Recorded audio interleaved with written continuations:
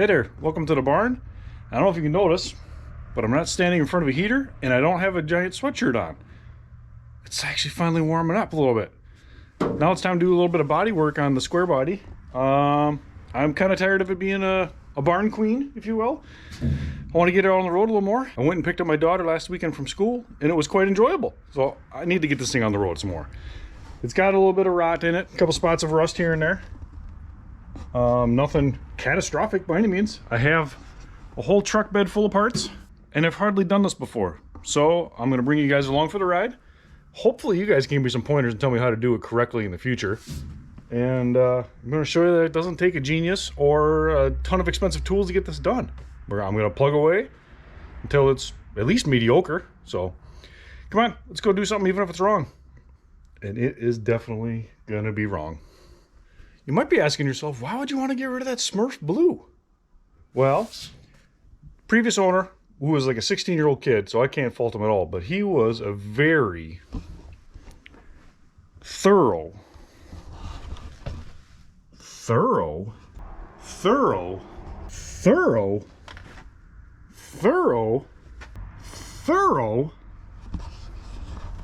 painter. I would just like to spruce it up a little bit, clean up the rough edges and make it my own, basically. It's not going to be anywhere near a show truck, and I know a lot of people say that.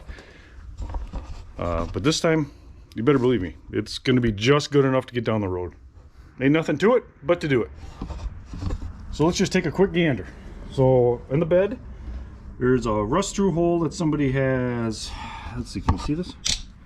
Got a little spray foam in there, as well as some filler, and I don't know, about 6 coats of paint. I got a cab corner I got to replace, and even that's not all that terrible, but I will remove the bed when I'm getting ready to paint. Got a thin spot here in the door that somebody's mudded. Rockers are awesome. Rockers are real good. But I do have a woven wheel that I'm going to run over all the suspect spots and see if I can correct. And then this is, I don't know, had a date with a ditch or a stump or something along the way, so I do have a replacement panel for that.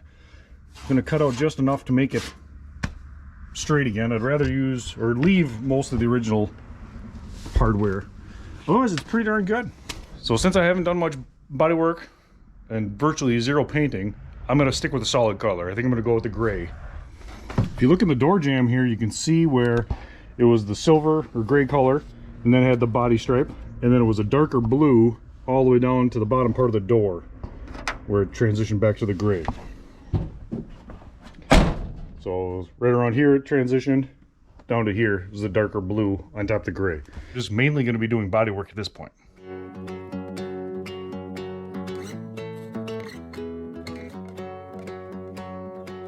Alright, so let me bring you in here. I used the woven wheel to strip the paint down. As you can see, it looks a little less doom and gloom than what it did before. I actually stripped this about a year ago, maybe not quite a year, to see which body panels I needed to buy. So I purchased from, well, I got them from LMC. I'm actually, for being a complete noob to this, I'm impressed as to how thick the patch panels are. They're actually pretty stinking awesome. Heavy duty. So I did a little bit on that side of the truck last year. Kind of, I wouldn't call it refining my skills, practicing. And then I did the gas door on the passenger side. That's about the extent of my body work in my entire life. So this is how a knucklehead in the barn goes about doing it. Probably not necessarily the right way, but it's the way I'm gonna do it. I'm only gonna replace what I need to. I'm not gonna go hog wild. I'm not gonna cut this whole thing out. Heavens to Betsy, if someday in the future you got to do it, then you got to go farther. So I'm just going to go up as high as I need to, rough cut this, hold my piece up to there, trace it, and kind of sneak up on the line until I can get it fit in the way I want to. Yeah, that's what I'm going to say.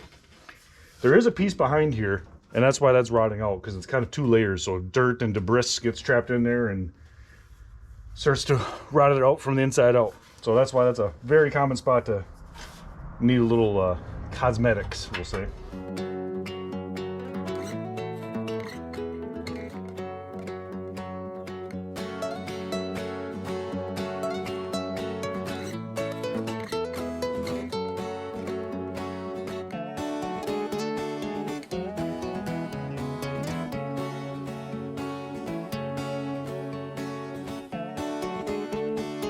This is not exactly what you want to see when you give your wheel well a tap with the body hammer. Do yourself a favor. When the fellow that you're purchasing from says there's no mud anywhere, tap around in the lumpy spots. I think you might find some more than you bargained for. But I still don't have any regrets. I got a pretty good deal on the truck. I love it. It's ridiculous, and it's mine.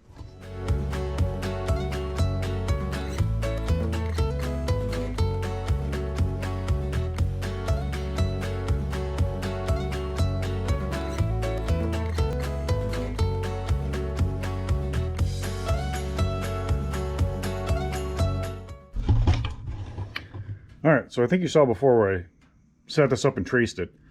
Now I left my line just to be on the safe side, just in case I need to sneak up on it. Oddly enough, it seems like if I would have cut my line, this son of a gun would have been just perfect. So now I'm at the crossroads. Do I trim my patch pen or do I trim the old truck? Patch panel's better metal. I better trim the truck. Well, I thought I was on time lapse. Turns out I took 2 pictures of myself in the last half hour. But all I did was I snuck up on this. I held it up, marked it, ran the grinder on it, marked it again, ran the grinder on it, just kind of snuck up on it, little bits at a time, just to make sure she fits well.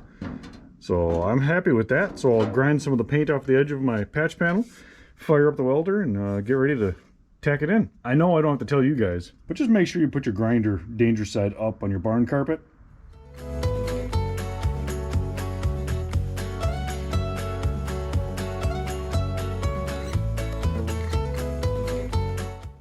Okay, time to work on my suntan.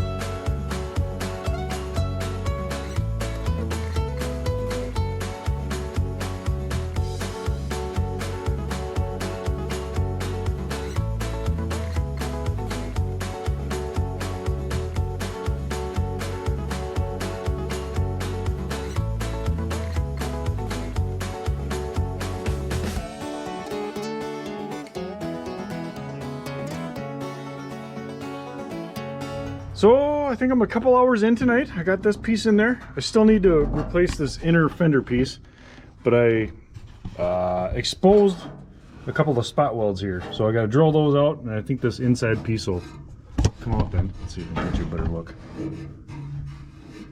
That piece will be removed. I got the new one that I can tack weld in there. All in all, I'm pretty happy. I definitely still have some more grinding to do and more spit shining, if you will. Then I'll hit it with a coat of primer just to keep it from flash rusting like it was before.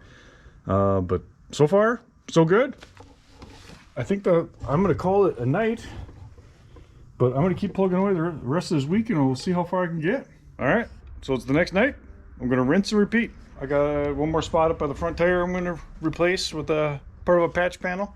Probably not going to force you and make you watch me do this exact same thing as I did last night, but I do have a couple smaller dents. Maybe I'll pull out the stud puller and show you how I've gone about that in my vast experience. So I'm gonna move on, do some smaller dents. You can see this, I've got one a little bigger than my thumb, got some doohickeys in the top, and I'm gonna use a stud gun, and I'm gonna show you how I have done it the 2 times in the past that I've used it. So I don't know, it seems to work out all right. It's the bottom of the barrel as far as the quality. I got it from Harbor Freight, but seems to do okay.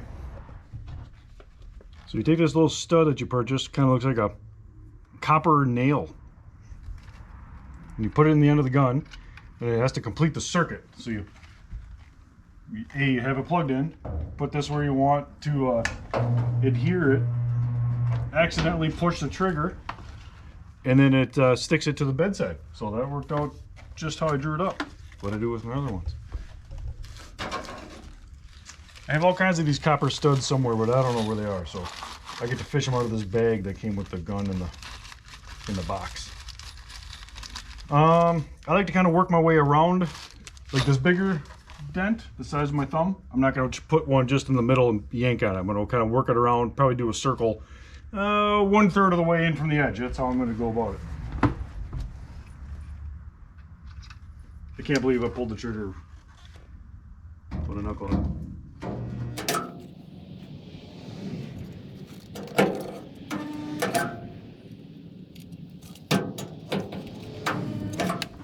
One more up here. Don't touch the end, it's hot.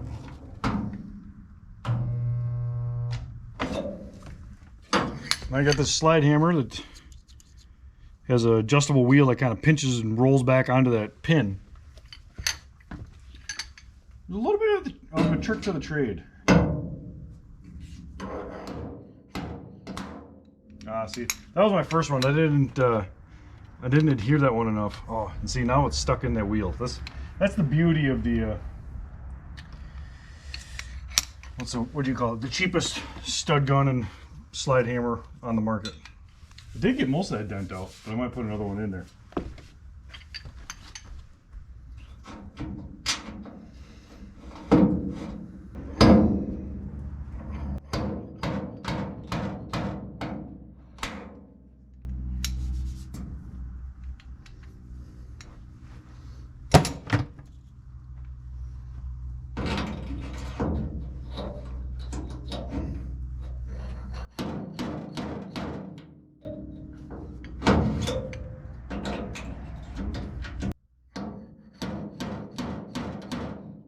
If I had a secret, this would be it. To get it off, you leave a little 1/4 inch, you don't go all the way to the end. That way you can push this in. Probably recreate the dent you just pulled out, and then you can get your slide hammer.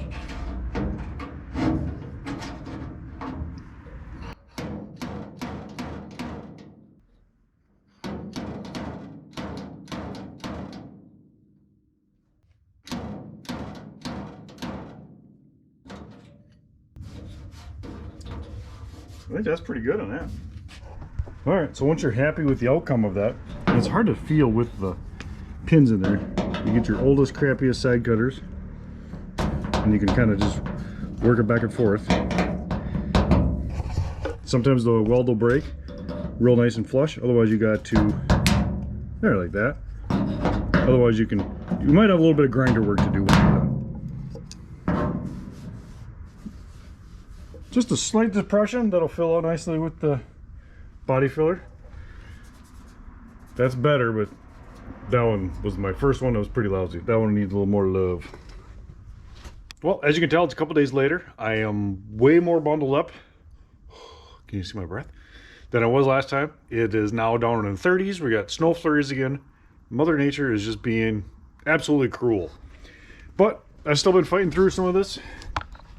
Pulled some of these dents. Pulled some of those, missed a little primer on there just so it won't rust. Found a spot down here in the door that had a little Bondo in it, so I cut that out. There's another kind of tough looking spot over here. And then we look at this. Let's see, okay, it's cleaned up. Take a look at the excavation that I got going on here. So we got raw metal, gray primer, blue paint, gray primer, Bondo, bronze color, and then bronze, then gray paint or primer, another layer of primer, and then the white, and then the blue. Oh, that's ridiculous. 1, 2, 3, 4, 5, 6, 7, 8, 9, 10. 10 layers of schmutz on this. I'm gonna need a, I don't know, sod cutter or something to get all this stuff off. The other thing I found is some old holes from trim work that were just bonded up, so I need to get all those exposed, weld those up, grind them down. But otherwise, it's getting there. Don't look too close. That's a kind of an ugly seam there. I pulled a couple dents out of the hood as well, using the stud gun. So that's coming along pretty well. Next step, I think, I gotta wait for Mother Nature to truly warm up. But then I plan on removing the box. I'm gonna remove the box, put it up on horses.